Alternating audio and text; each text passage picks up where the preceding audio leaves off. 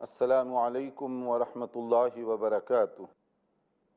الحمد للہ رب العالمین والصلاة والسلام علی رسولہ الکریم وعلی آلہ وصحبہ اجمعین ومن تبعہ بإحسان الی یوم الدین، اما بعد۔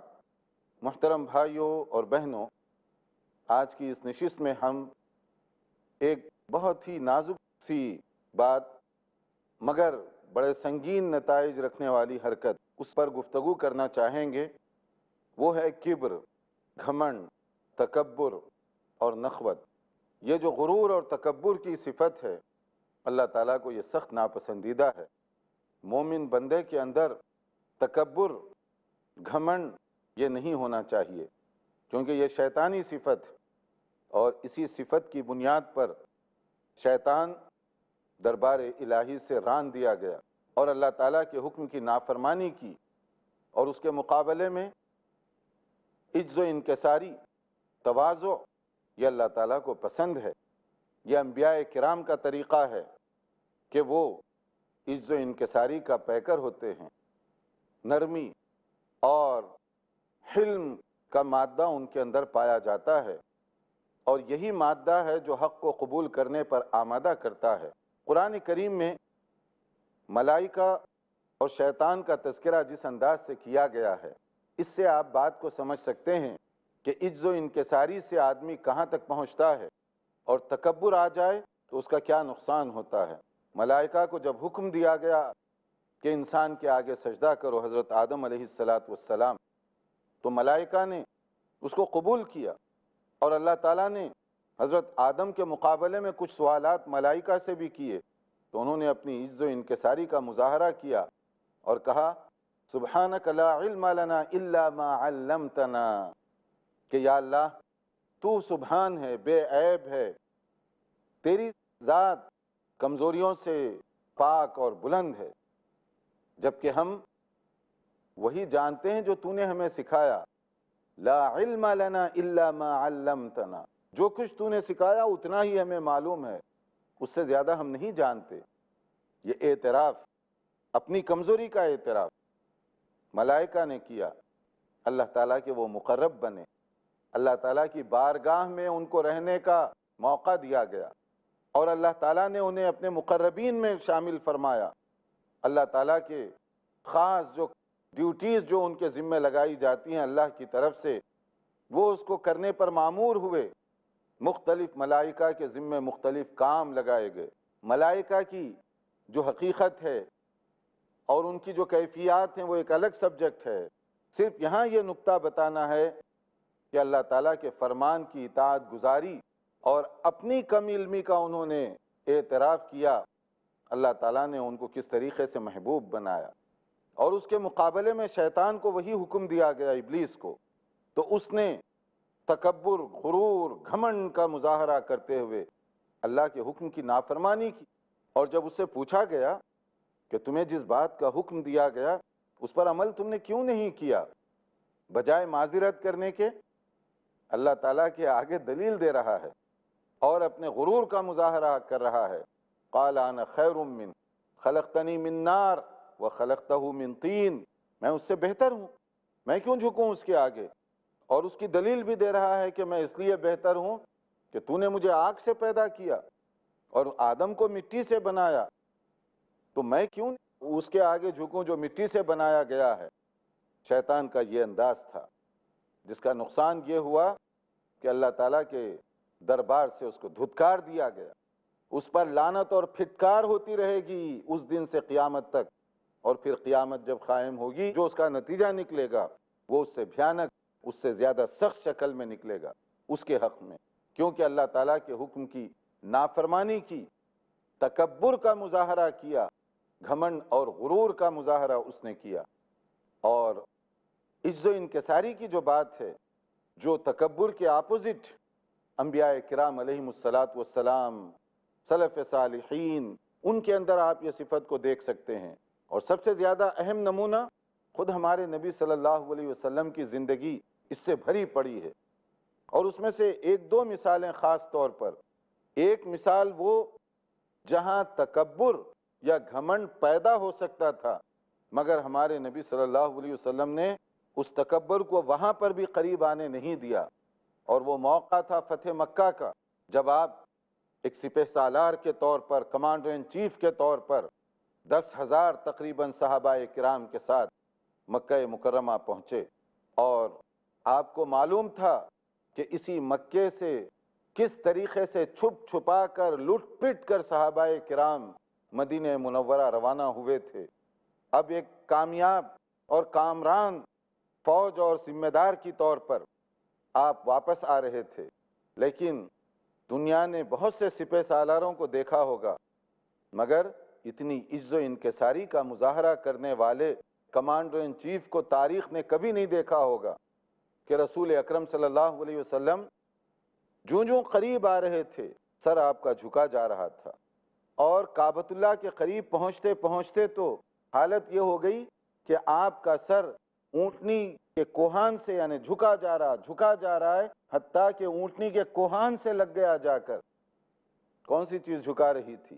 اس موقع پر جو بات آپ نے فرمائی، لا الہ الا اللہ وحدہ نصر عبدہ وانجز وعدہ وہزم الاحزاب وحدہ، وہی ایک اللہ ہے جس کے علاوہ کوئی عبادت کے قابل نہیں، اسی نے تو میری مدد کی ہے، اسی نے تو یہ لشکر کو شکست دی ہے اکیلے، اسی نے اپنا وعدہ پورا کیا ہے۔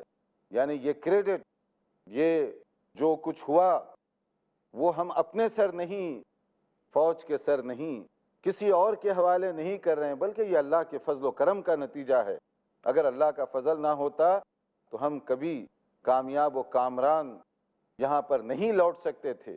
اور آپ کو وہ دور بھی یاد تھا کہ جب آپ کو ہجرت کرنی پڑی چھپ چھپا کر غار ثور میں، پہلے وہاں پر آپ کو پناہ لینی پڑی، پھر راستہ بدل کر مدینہ منورہ جانا پڑا تھا۔ ایک وہ دور تھا، اور آج ایک دور ہے کہ آپ کے آگے پیچھے 10,000 تقریباً صحابہ کرام آپ کی ایک نظر اور اشارے کے منتظر ہیں، جو آپ حکم دیں اس پر فوری عمل کریں۔ یہ بجائے خود ایک موقع ہے جہاں آدمی کے اندر غرور پیدا ہو سکتا ہے، تکبر پیدا ہو سکتا ہے کہ مکے کے بڑے بڑے مشرکین سرنگوں ٹھہرے ہوئے ہیں آپ کے سامنے، وار پریزنر، جنگی قیدیوں کے طور پر کھڑے ہوئے ہیں، اور اللہ تعالیٰ نے آپ کو کامیابی عطا فرمائی، مگر حالت یہ ہے کہ عجز و انکساری میں سر جھکا جا رہا ہے۔ اللہ تعالیٰ کا شکر ادا کر رہے ہیں آپ کہ کس طریقے سے اللہ نے کامیاب و کامران مجھے بنایا ہے۔ اور پھر اس موقع پر آپ نے ان مشرکین سے جنہوں نے آپ کے صحابہ کرام کے ساتھ بڑا بدترین اور وحشیانہ سلوک کیا تھا، کسی کو ختم کر دیا گیا، کسی کو مکے کی تپتی ہوئی ریت میں لٹایا گیا، اور کسی کو گھسیٹا گیا جیسے جانوروں کو گھسیٹا جاتا ہے، کسی کی چھاتی پر گرم جلتے ہوئے پتھر کی سلیں رکھی گئیں، مگر نبی صلی اللہ علیہ وسلم نے ان سے ایک عجیب سوال کیا کہ تم کیا سمجھتے ہو کہ میں تمہارے بارے میں اب کیا فیصلہ کرنے والا ہوں؟ انہیں معلوم تھا آپ کے اخلاق، آپ کے کردار کی عظمت کو سمجھتے تھے۔ انہوں نے کہا انت اخ کریم وابن اخ کریم، آپ ایک معزز اور محترم بھائی ہیں، اور آپ کے والد گرامی بھی معزز اور مشفق تھے، اس سے زیادہ اور کچھ نہیں کہہ سکے۔ اور ہمارے نبی صلی اللہ علیہ وسلم نے بھی اسی فیاضی کے ساتھ ان سب کو معاف فرما دیا، یہ پوچھے بغیر کہ تم نے ہمارے ساتھ کیا سلوک کیا، کیوں کیا، سب کو آپ نے معاف فرما دیا۔ آپ نے بے شک ان کے پاؤں میں کوئی زنجیر نہیں ڈالی، مگر ان کے دلوں میں اخلاق کی زنجیر ڈال دی گئی۔ نبی کریم صلی اللہ علیہ وسلم کی یہ عظمت اور یہ عاجزی انکساری کی طبیعت جگہ جگہ آپ دیکھ سکتے ہیں۔ ایک موقع پر حضرت عمر رضی اللہ عنہ کسی کام سے آپ کے گھر تشریف لائے تو دیکھا کہ ایک معمولی سی چٹائی ہے کھجور کی پتیوں کی بنی ہوئی، اور اس پر لیٹنے کی وجہ سے اس کے نشانات آپ کے بدن پر پڑے ہوئے ہیں۔ حضرت عمر رضی اللہ تعالیٰ عنہ کو یہ منظر دیکھ کر بڑا افسوس ہوا، ان کی آنکھوں سے آنسو نکل آئے، اور اس موقع پر نبی صلی اللہ علیہ وسلم نے پوچھا کیا بات؟ تو انہوں نے کہا کہ دنیا کے مختلف حکمران، ان کی جو عیاشیاں ہیں اور جس طریقے سے وہ دولت کا استعمال کرتے ہیں، کیا اللہ کے آخری نبی صلی اللہ علیہ وسلم ان کے لیے ایک بہتر اور آرام دہ بستر بھی نہیں ہو سکتا؟ تو نبی صلی اللہ علیہ وسلم نے ان کی اس تڑپ کو دیکھ کر کہا کہ عمر کیا تم اس بات پر راضی نہیں کہ اللہ تعالیٰ ہمیں آخرت میں دینے والا ہے بہت کچھ، اس لیے ہماری نظر، ہمارا ٹارگٹ آخرت کی کامیابی ہونا چاہیے۔ دیکھیے نبی صلی اللہ علیہ وسلم کی عجز و انکساری، سب کچھ آپ کے پاس ہو سکتا تھا، مگر آپ نے کس طریقے کی زندگی گزارنا پسند فرمائی۔ اور اسی طرح مسجد میں کبھی آپ بیٹھے ہوئے ہیں صحابہ کرام کے ساتھ، اس موقع پر اگر کوئی اجنبی آدمی آ جائے تو آپ کے بیٹھنے کا انداز اس طرح کا ہوا کرتا تھا کہ آنے والے اجنبی کو پوچھنا پڑتا کہ تم میں نبی کون ہے۔ اور اسی طریقے سے سفر میں، حضر میں آپ کی کوشش ہوتی کہ تمام صحابہ کرام کے ساتھ مل کر اسی طرح سے چلیں جیسے سب کے لیے آسانی ہو۔ یہ ہے نبی کریم صلی اللہ علیہ وسلم کا اپنا انداز۔ اور تکبر، یہ تو شیطان کو ذلیل کرنے والی صفت ہے۔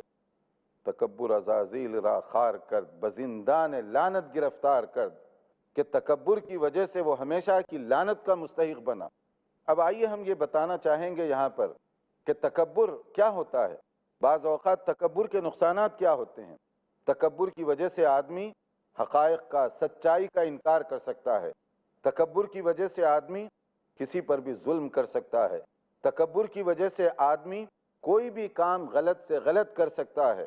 تکبر سے آدمی کچھ بھی کر سکتا ہے، کیونکہ یہ صفت شیطانی صفت ہے، اور شیطانی جو برائیاں ہیں اس کے حدود نہیں ہوتے۔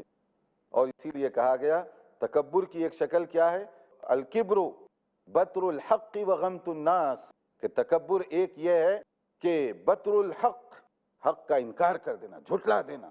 جانتے ہیں قرآن اللہ کا کلام ہے، جانتے ہیں نبی صلی اللہ علیہ وسلم اللہ تعالیٰ کے آخری رسول ہیں، مگر تکبر اور گھمنڈ کی وجہ سے اس کا انکار۔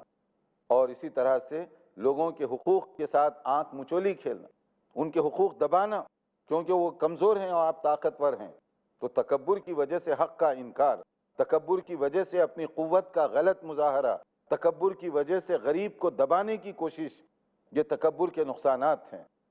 اور تکبر پیدا کیوں ہوتا ہے؟ اس کے مختلف اسباب ہیں۔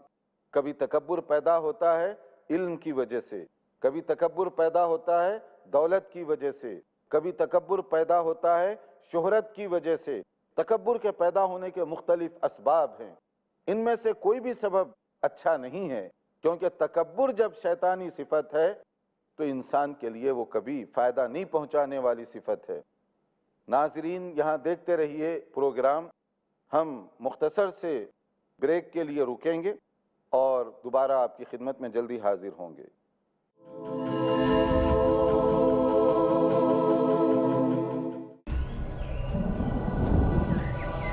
ایمان اور اس کے مختلف اجزاء کیا ہے؟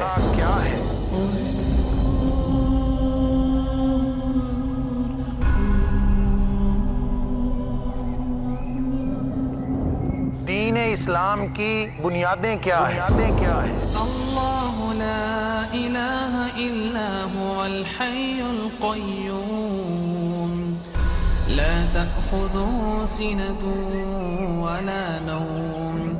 احسان کے مراتب ہماری زندگی میں کیا کردار ادا کرتے ہیں؟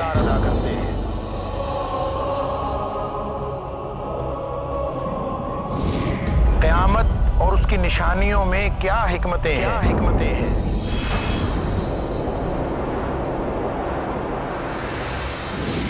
دین اسلام ہم سے کیسی زندگی کا مطالبہ کرتا ہے؟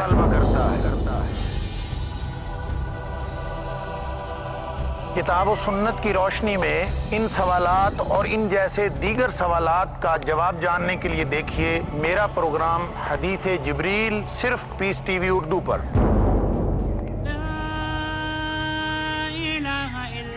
سمجھیے دین اسلام کی روشنی میں ایمان سے لبریز زندگی کا مکمل تصور۔ حدیث جبریل، آج رات 11:30 بجے اور دوبارہ صبح 6 بجے انڈیا میں پیس ٹی وی اردو پر۔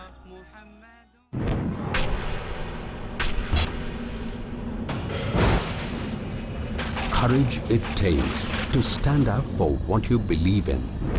Courage it takes to be true and righteous. Courage it takes to dare and answer. Your questions, be they social, political, economic, educational, or religious, to get clear and convincing answers. Test your courage and question me in Dare to Ask.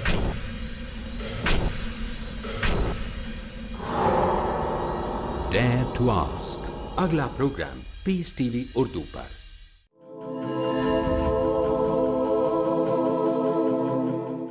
अस्सलामु अलैकुम व रहमतुल्लाहि व बरकातुहू। वक्फे के बाद दोबारा आपकी खिदमत में हाजिर हैं। वक्फे से पहले हमने घमंड, तकब्बुर, गुरूर और इससे पैदा होने वाले नुकसानात का तज़किरा किया कि घमंड अल्लाह ताला को सख्त नापसंद है। तकब्बुर ये शैतानी सिफत है।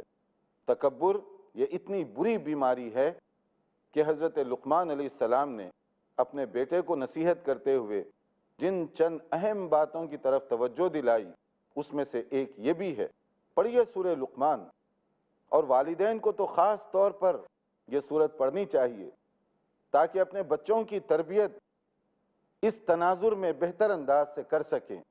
हज़रत लुक़मान ने अपने बेटे को जिन चंद चीज़ों की ख़ास तौर पर हिदायत की उसमें से एक ये भी था, वला तमशी फिल अर्दि मरहा, कि तुम तकब्बुर और गुरूर इख्तियार न करो, ज़मीन में इतराते हुए मत चलो, क्योंकि ये सिफत अल्लाह को नापसंद है। और अगर तुम तकब्बुर करोगे भी तो क्या कर लोगे? क्या ज़मीन को फाड़ डालोगे, या आसमान की जो पहाड़ों की बुलंदियां हैं उससे भी ज़्यादा तुम ऊंचे हो जाओगे? कुछ भी नहीं कर सकते। तो फिर तकब्बुर किस बात का, घमंड किस बात का?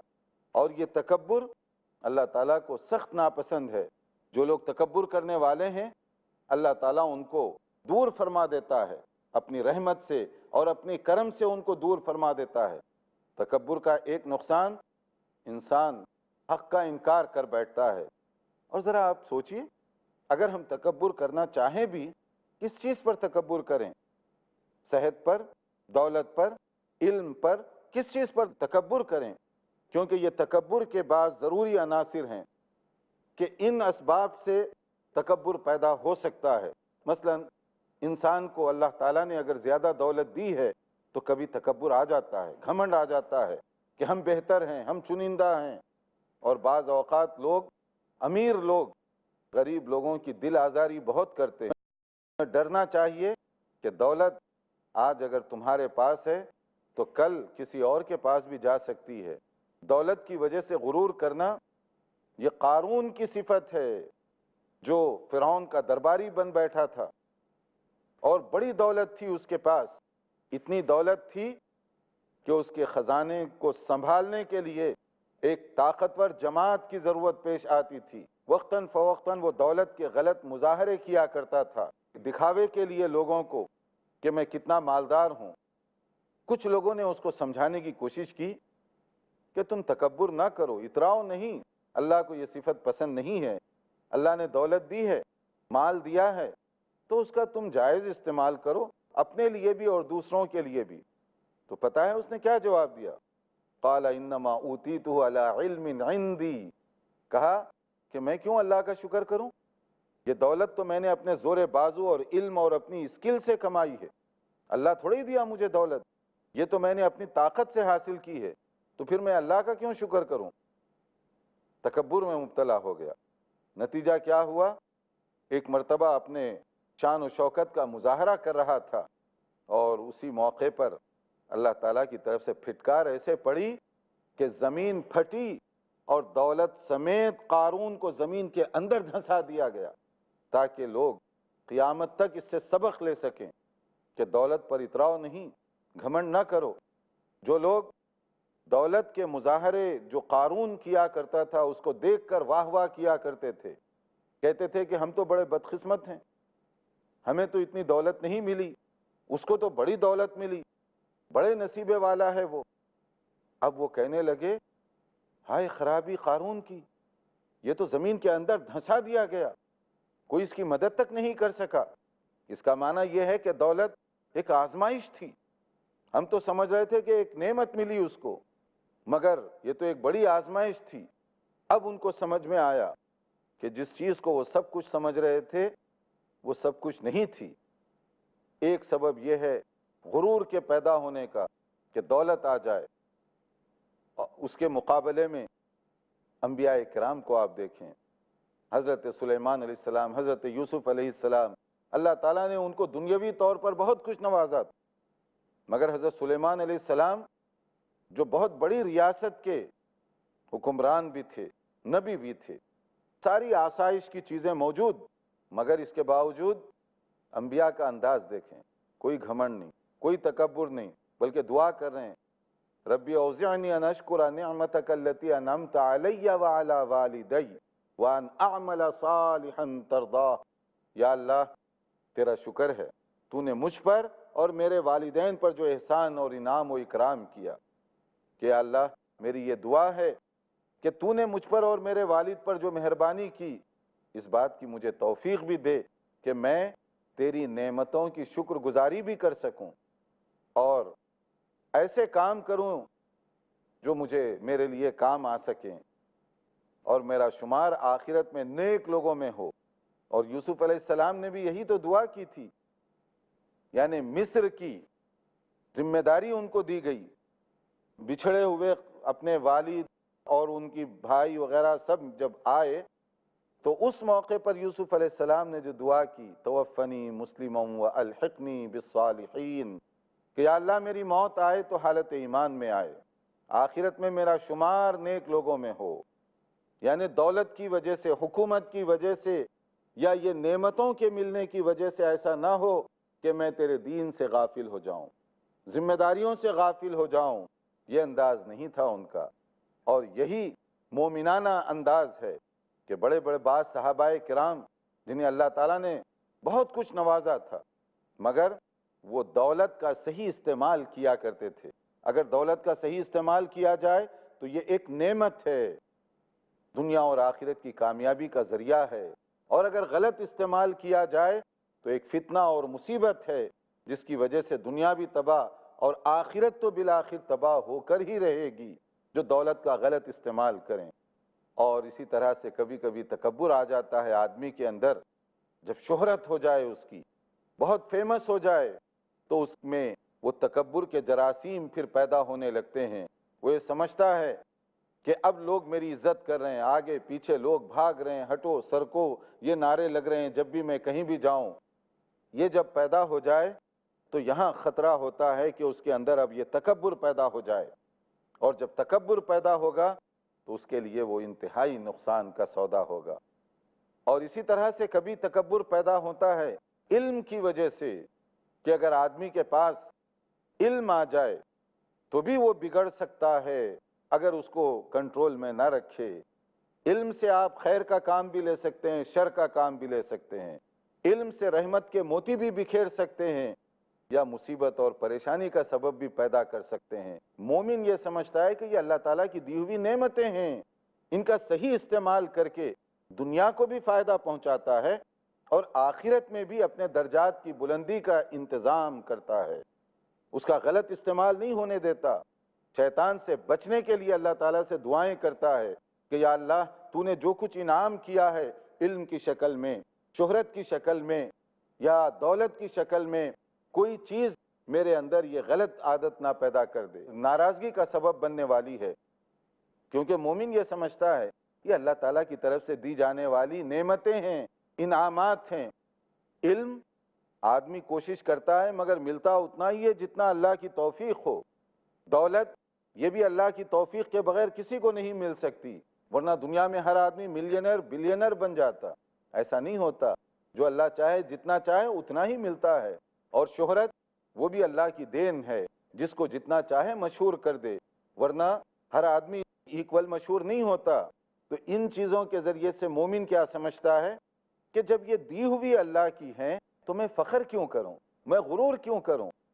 غرور کس بات پر کریں؟ کم سے کم آپ اتنا تو سوچئے کہ میں اپنی صحت پر، اپنے جسم پر خود اپنا کرتا، کیونکہ یہ اللہ کی دی ہوئی نعمت ہے، جب چاہے اس سے وہ مجھے محروم کر سکتا ہے. کتنے صحت مند آدمی ہیں، بیڈ پر جاتے ہیں، سوتے ہیں صحت و سلامتی کے ساتھ، صبح معلوم ہوا کہ ایک حصہ ناکارہ ہو گیا، صبح معلوم ہوا کہ یہ کام ہی نہیں کر سکتا.